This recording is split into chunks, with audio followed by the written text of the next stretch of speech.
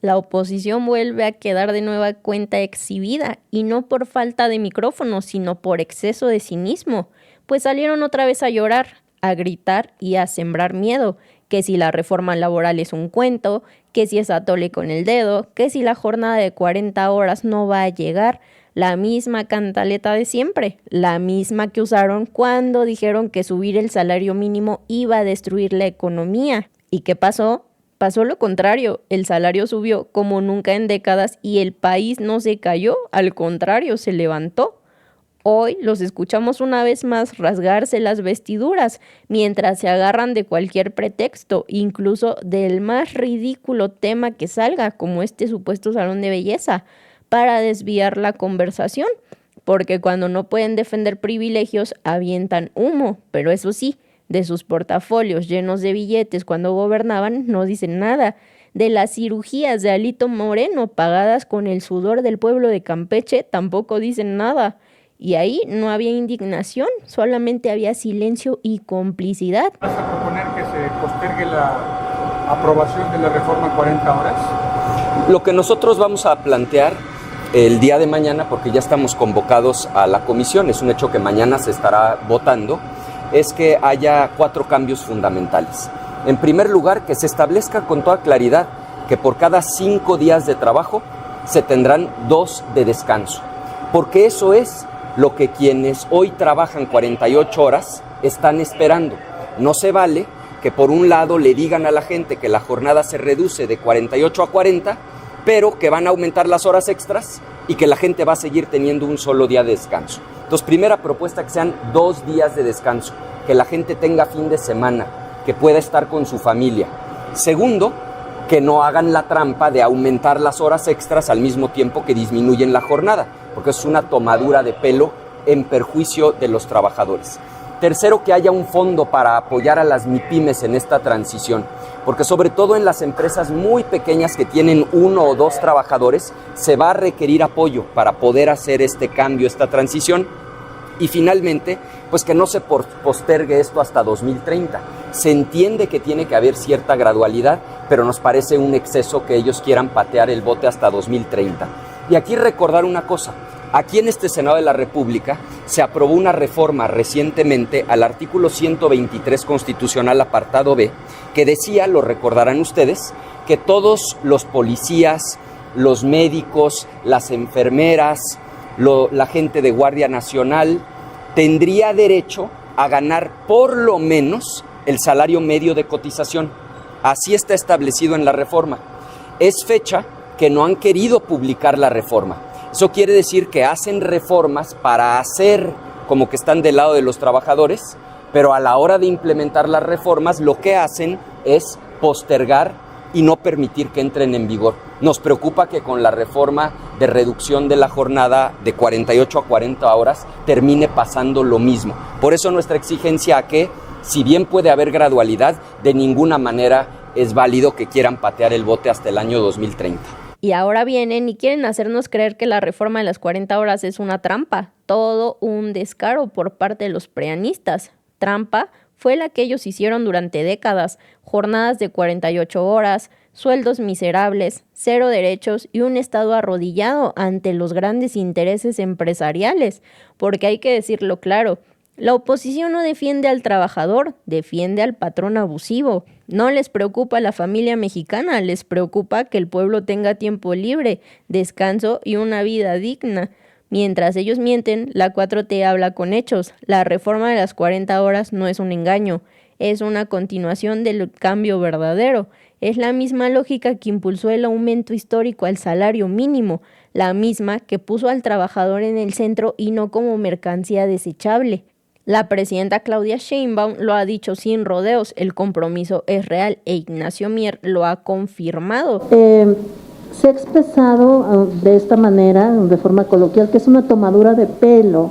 La reforma en materia laboral de las 40 horas, dicen los senadores y coordinadores de oposición que no se garantizan 2 días de descanso y consideran eso una tomadura de pelo. ¿Existe posibilidad de que se establezca de manera explícita o están equivocados en esta apreciación que se trata de una tomadura de pelo? Gracias. Con relación a la pregunta que hacía si la jornada laboral es una tomadura de pelo, yo creo que es un acto histórico. Solamente hay 2 países en el continente americano que tienen jornada laboral de 40 horas, y ese es Ecuador y Chile.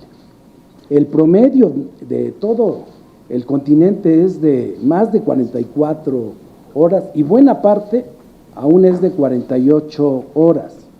Es una revisión que se ha querido distorsionar, no con fines laborales, sino con fines políticos.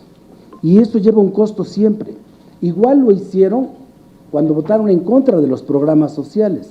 Yo le he hecho una invitación respetuosa a que haga una revisión.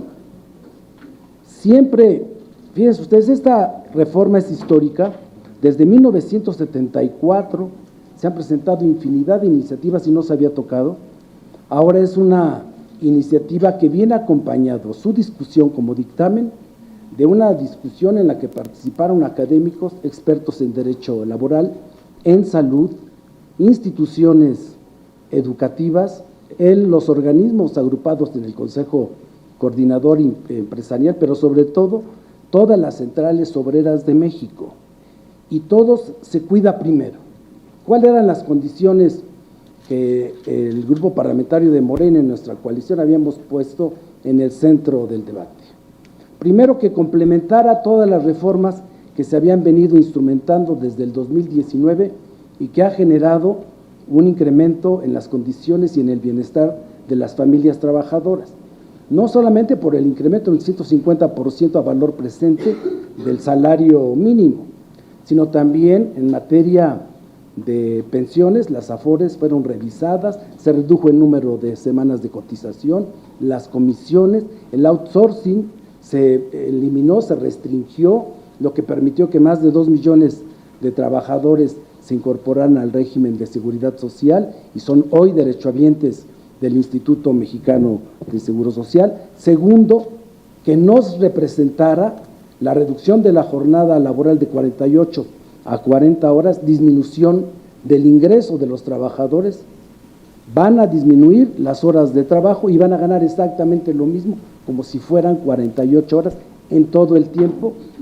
Segundo, que para nosotros era muy, muy importante, además de cuidar el ingreso, que no se viera disminuido, que no afectara la productividad y no confundir lo que era días laborales, jornada, con productividad, porque mucho se decía y se argumentó, los que hoy están en contra, durante 30 años el salario mínimo lo mantuvieron, 20 años, lo mantuvieron por debajo de la franja de 115 pesos. Con Peña Nieto subió 8 pesos en 6 meses, con Calderón 2. Y los propios medios especialistas en materia económica y financiera, medios de comunicación, lo han señalado. Hubo un crecimiento importante, pero eso además beneficia no solamente la productividad, sino el consumo en México. Entonces, es una revisión puntual, gradual, no afecta a la planta productiva. La mayoría de los empleadores en México la vio con buenos ojos. Tenía que ser flexible, sí. ¿Por qué tiene que ser flexible? No es lo mismo un trabajador del sector privado en una plataforma de Pemex o de petrolera, no de Pemex, petrolera, que tiene 21 días consecutivos de trabajo, a un operario de un camión, o que trabaja en una tienda departamental, o los que trabajan en el sector turístico, prestadores de servicio, o los de seguridad.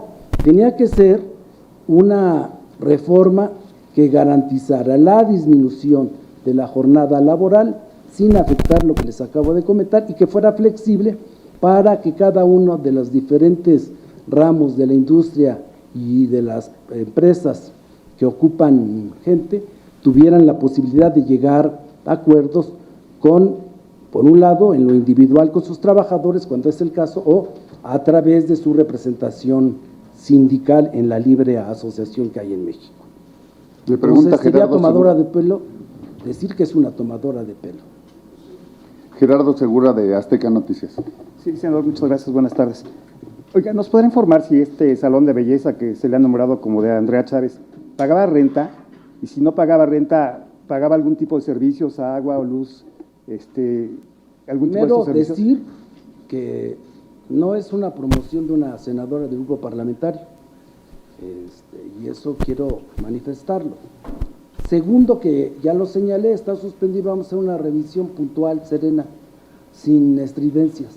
¿Pero pagaba renta o pagaba algún tipo de servicios?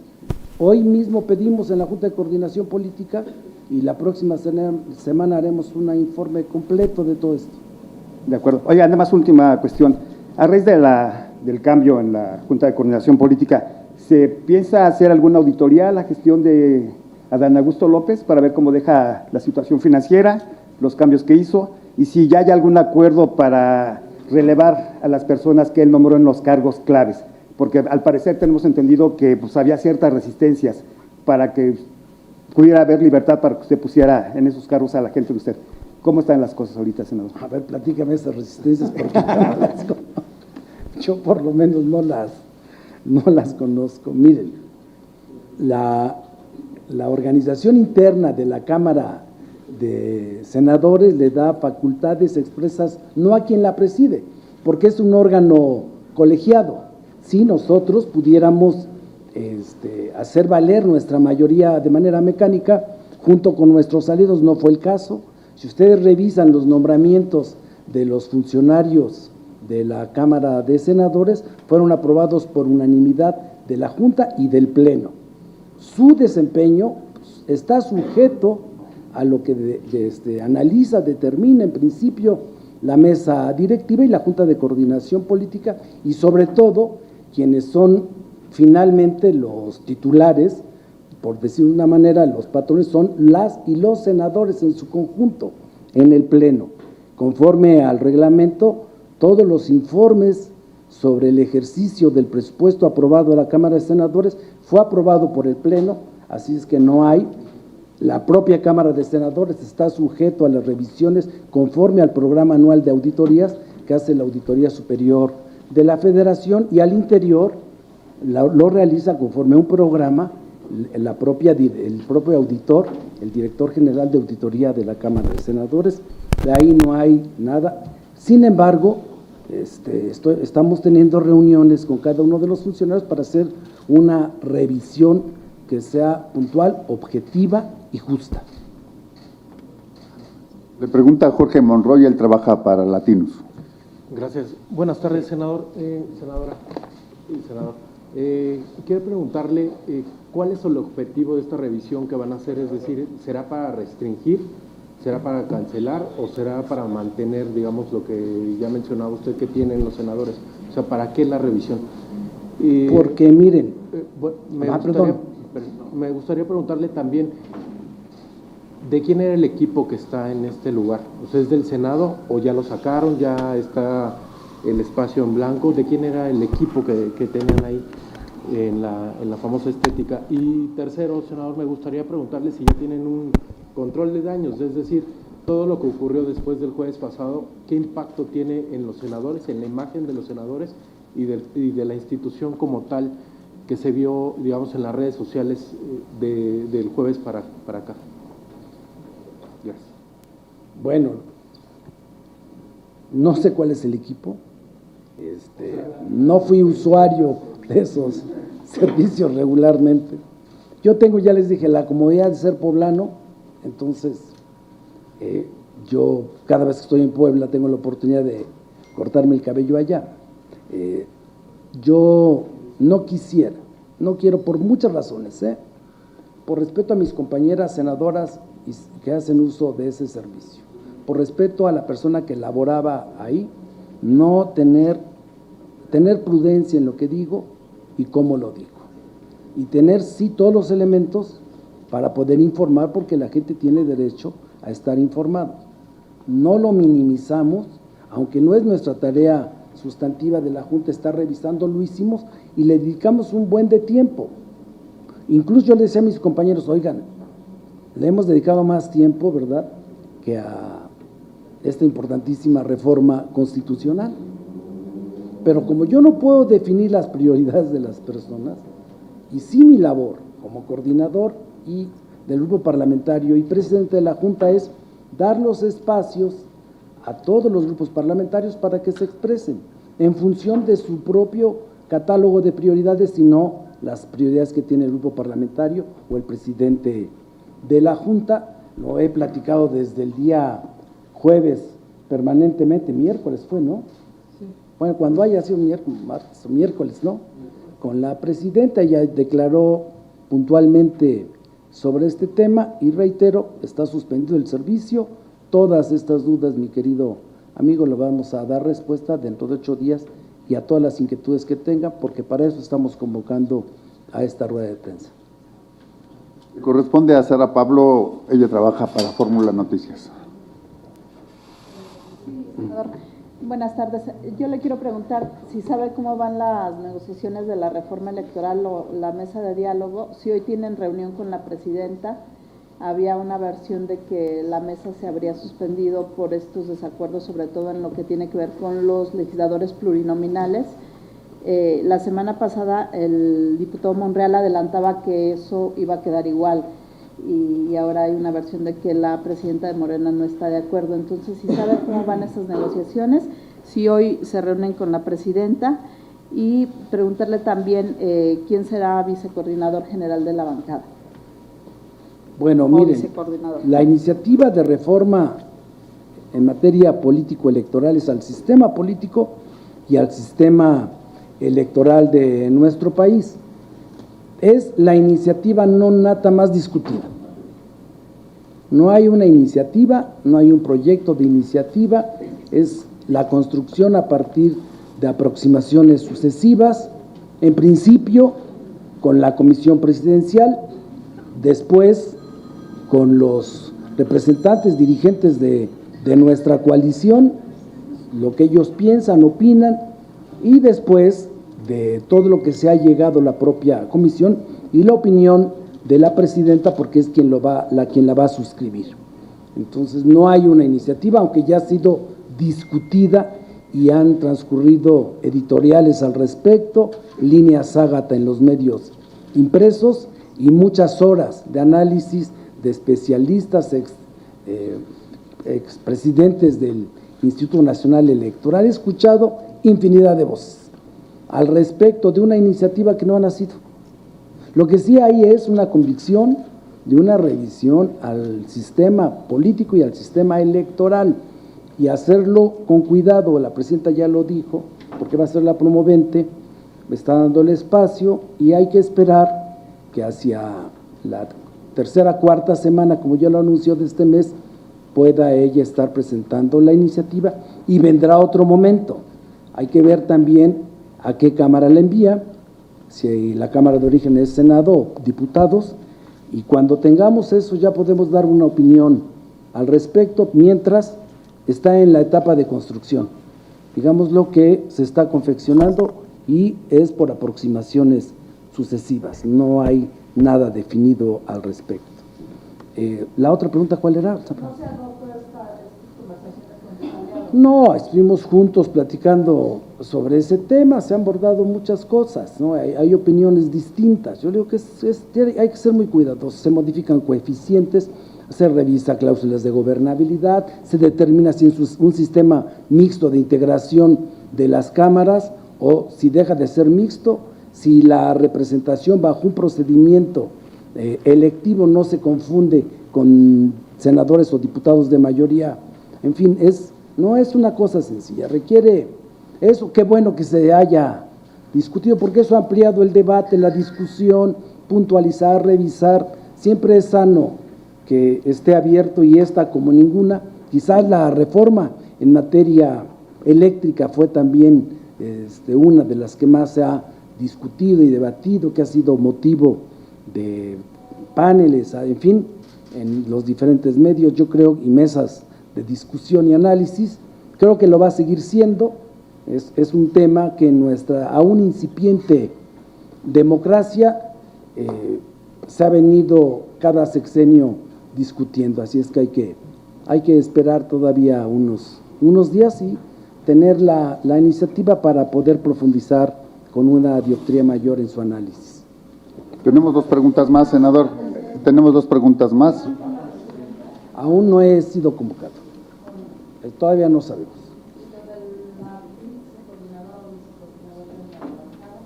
Le comenté a mis compañeras y compañeros senadores que en virtud de esta importantísima reforma que tenemos, que para nosotros es sustantiva histórica, la disminución de la jornada laboral a 40 horas, lo vamos a ver, como lo anuncié, ya lo había comentado, también hacia la tercera, cuarta semana de febrero. Ahorita para nosotros nuestra prioridad de todo el grupo parlamentario, y así lo comprendieron mis compañeros que son sensibles a la responsabilidad que tenemos frente a quienes nos dieron su confianza, vamos a elegir, conforme a nuestro estatuto, a la vicecoordinador general hacia la tercera, cuarta semana de febrero, y será una decisión soberana del grupo parlamentario. Restan 2 preguntas, coordinador. Le pregunta el presidente de la Jucopo, Fernando Mayolo López, del Grupo Reforma. Gracias, senador. Está tocando a la puerta una severa crisis en pensiones por el pico de la presión a las finanzas públicas. ¿Cómo ve usted este panorama? Vi la gráfica. Nosotros queremos comentarles que derivado de la reforma en materia de pensiones que hizo Felipe Calderón, nosotros corregimos la distorsión que generaba que muchas de las personas que se estaban pensionando y jubilando a la edad de 60 años, sus niveles de consumo no bajaban, no por jubilarte, y la pensión les estaba garantizando apenas entre un 25 y 40% de su ingreso, y se creó el fondo de pensiones, que equilibra. Sí hay una presión normal en todos los países desarrollados, se está dando. México no es ajeno, hay que ver la explosión demográfica, el crecimiento de la planta productiva y de la ocupación que se dio de la década de los 60 a la fecha, que se duplicó de 1960 para 1980, se había duplicado la población en México.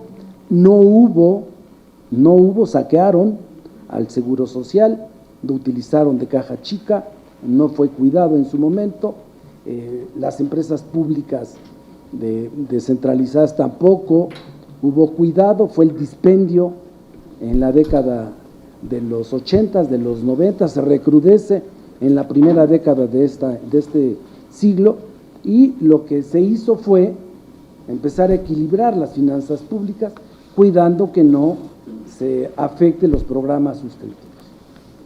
Ya lo dijo, oía una declaración en ese sentido de la gobernadora del Banco de México. Hemos platicado con el secretario de Hacienda. En el corto plazo no va a haber, sí hay una presión, pero todas las acciones que está instrumentando el gobierno de la República, yo creo que nos van a permitir, y ya lo dijeron la semana pasada, enfrentar por lo menos en el corto plazo, sin mayor problema, la presión que generan siempre las pensiones, que para nosotros no es un gasto, es una inversión de gente que le dio buena parte de su vida a nuestro país.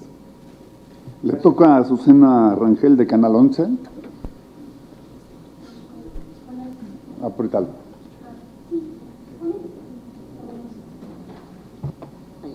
Gracias.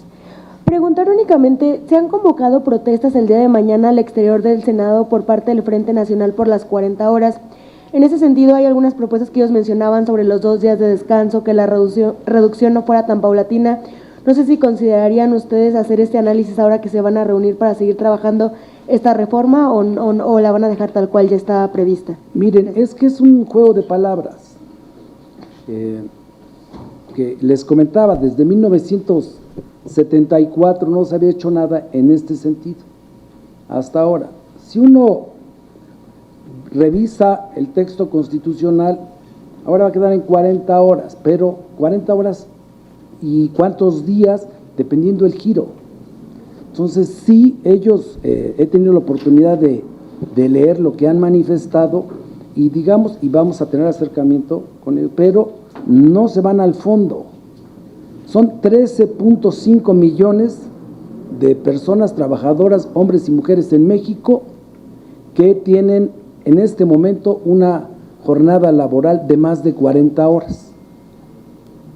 Hay otro porcentaje, casi 11 millones, que tienen ya 40 horas. Si no estamos hablando del conjunto de los trabajadores de México, porque más de la mitad ya tiene una jornada laboral de 40 horas. Lo que estamos atendiendo son a ese 13.5 millones que no están bajo eso. Por ejemplo, ese dato no lo tiene. Entonces, yo no quisiera en este momento, salvo hablar con ellos, escucharlos, pero y explicarles, detallarles y también detallarles el costo país. ¿Por qué tiene que ser gradual? Pensemos, una jornada laboral de 8 horas multiplicada por 13.5 millones de personas por un año es casi más de 2 billones de pesos. Es el costo país. Por eso es un gran esfuerzo, es histórico lo que va a pasar en México. Es histórico por la responsabilidad social y la sensibilidad de los empleadores, pero doblemente histórica la voluntad política del gobierno de impulsarla. No había existido en 50 años en este país esa voluntad, en nada, y no es para cultivar el ego de nuestro movimiento, es el compromiso que tenemos con las trabajadoras y los trabajadores de México, y por eso lo vamos a hacer, y entendemos que debe de ser gradual para mantener la planta productiva, incrementar la productividad y mejorar sobre todo las condiciones y la salud de las trabajadoras y trabajadores de México. Nos pide una pregunta más Georgina Saldierna, que trabaja para la jornada, senador. Sería la última. Ya vieron que es... Sería la última. Está bien. Es la presidenta. No, está muy bien. ¿Qué tal, senadores? Para preguntarle entonces, ¿no hay ninguna posibilidad de que se integre a la iniciativa de reforma sobre 40 horas la petición que están haciendo no solo el Frente, sino también legisladores de oposición, de que sean 2 días de descanso a la semana? Es que mire, si multiplicamos 8 por 5 son 40, son 2. 8 por 5, 40. Pero no está incluido. El problema es que si lo incluye uno así, el problema, le voy a decir, es un problema técnico. Imagínense una tienda departamental. Una tienda, les voy a decir, no voy a decir el nombre, hay una tienda departamental en México que son las 2 principales empresas empleadoras y no trabajan bajo ese régimen, trabajan como una de seguridad, 24 por 24, pues ya no van a ser así, tienen que ganar, que sean 40 horas a la semana, distribúyanla como sea el kilo. Las empresas que tienen procesos de producción en línea, Volkswagen no puede parar la producción, pero sí tienen que garantizarle 40 horas solo de trabajo y pagarle como si fueran 48 a sus trabajadores. Segundo logro, que la hora 41 se paga el doble y la hora 49 se paga el triple, hasta 54, y no más, y menores de edad no. Entonces es realmente una gran reforma, hay que leerla con cuidado. Mañana va a estar abierta la discusión en el seno de las 3 comisiones, la del trabajo, la de estudios legislativos y puntos constitucionales, y los invito para que profundicemos. Ahora, por lo apretado del tiempo no se puede, pero es una gran reforma. Gracias. Muy amable, señores senadores, gracias. Nada más, ¿se va para el miércoles al pleno la iniciativa? Esperamos que mañana la voten y sí. Y el miércoles.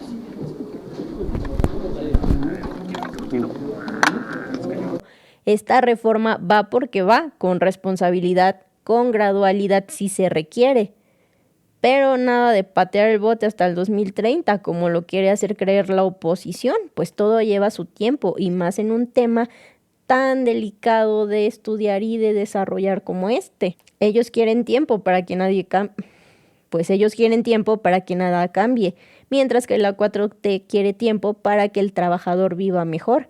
Y por eso hoy la oposición ladra, acusa y miente, porque sabe que cuando esta reforma se concrete se les cae el último discurso, porque sabe que el pueblo ya vio quién estuvo siempre del lado del dinero y quién por fin está del lado de la gente, del pueblo trabajador de México. Esto no es atole con el dedo, esto es justicia laboral y aunque les arda, va a pasar.